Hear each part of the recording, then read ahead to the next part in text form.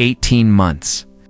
That's the average time investors have between everything looks fine and how did this fall apart so fast? Not 5 years, not a decade. Roughly a year and a half. And here is the uncomfortable truth. If your portfolio is built on standard advice index funds, long-term bonds, stay diversified, ride it out, you are positioned exactly like everyone else was before 2008, and before the 1970s inflation shock, and before the 1930s collapse. Most people don't lose money because they're reckless. They lose money because they're conventional. Today I'm going to break down where we are in the long-term debt cycle. Why traditional 60/40ths portfolios are structurally vulnerable. The 4 categories of assets that historically survive debt resets, and how to reposition without gambling on perfect timing. No hype, no apocalypse drama, it's just historical patterns and cold math. Let's start with the most repeated phrase in investing. Markets always recover. Yes, they do eventually. But here's what advisors conveniently leave out. Time matters. In the Great Depression, the US stock market fell nearly 90% peak to trough. It took over 2 decades to fully recover in real terms. In the 1970s, the market went sideways for years. Adjusted for inflation, investors lost more than half their purchasing power. In 2008, the S&P 500 dropped over 50%. It didn't regain its previous high until years later. If you're 30, you can survive a lost decade. If you're 55, you can't. The danger isn't volatility. The danger is a permanent capital impairment near retirement. The economy isn't chaos. It runs on 3 forces. Productivity growth, short-term debt cycles 5 to 8 years. Long-term debt cycles 75 to 100 years. The short-term cycle is what most people recognize. Expansions, recessions, rate hikes, rate cuts. But underneath that is the long-term debt cycle. Over decades, governments borrow more. Corporations leverage up. Consumers finance lifestyles with credit. Interest rates trend lower to support the system. Eventually you hit a wall.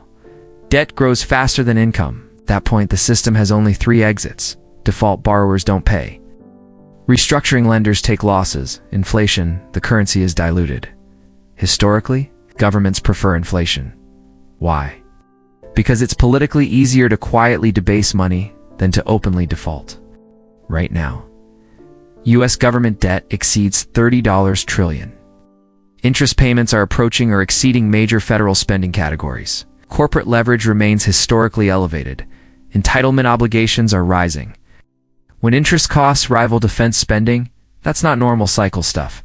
That's structural stress. You don't need collapse. You just need sustained inflation and financial repression.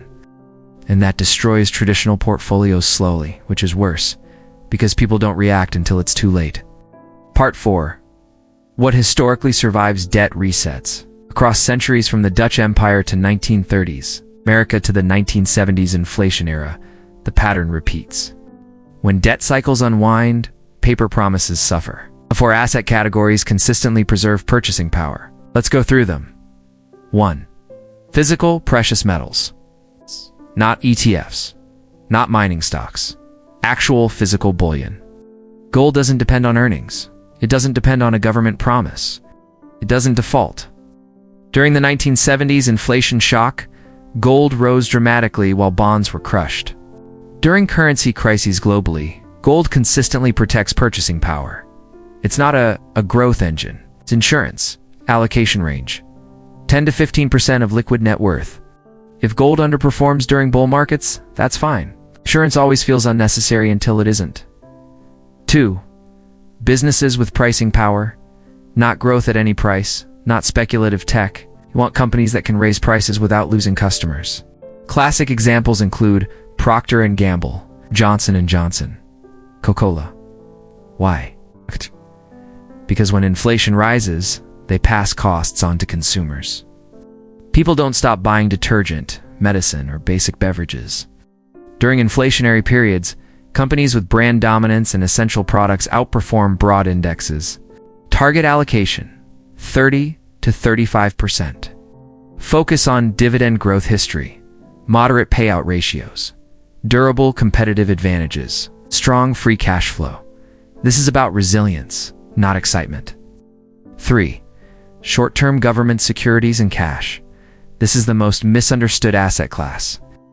Cash feels lazy, but liquidity is power during crisis.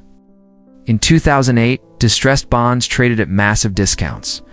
In March 2020, stocks dropped 35% in weeks. Who benefited? Liquid. Short-term treasury bills and money market funds backed by treasuries offer capital preservation, optionality, psychological stability, not 20-year bonds. Those get crushed in inflation, short duration only. Allocation, 20 to 25%. Think of this as ammunition for opportunity, for productive real assets. Assets that produce necessities. Farmland, rental property, infrastructure. For market exposure, vehicles like realty income, Vanguard Real Estate ETF, real assets, generate income, adjust with inflation, can't be printed into existence. People always need food, housing, and energy. Allocation, 10 to 15%. 5. What you should not do. Don't panic sell everything tomorrow. Go 100% gold. Try to perfectly time the top. That's emotional behavior, and emotions destroy returns. Instead, identify speculative positions first. Gradually reduce high duration exposure. Reallocate over 3 to 6 months. Maintain flexibility. If you're 35, you have time. If you're 58, you don't. Time horizon dictates urgency. 6. The psychological trap. Here's what will likely happen. Markets may rally before any crisis. You'll doubt yourself. Friends will brag about returns. Financial media will declare soft landing. That's how late cycle environments work. The biggest risk isn't being early, it's being complacent. Now, debt cycles don't end politely. They reset power structures. They transfer wealth. The prepared don't look smart in the beginning. They look cautious until they look right. So here's the blunt question. If inflation cuts purchasing power in half over the next decade, will your current portfolio protect you? Or are you assuming history won't repeat this time, because every cycle feels unique, till it isn't? Now, the decision isn't theoretical, it's structural. Reassess your allocations. Run the numbers. Remove blind optimism. What happens next is uncertain. But ignoring debt math, that's not uncertainty. That's negligence.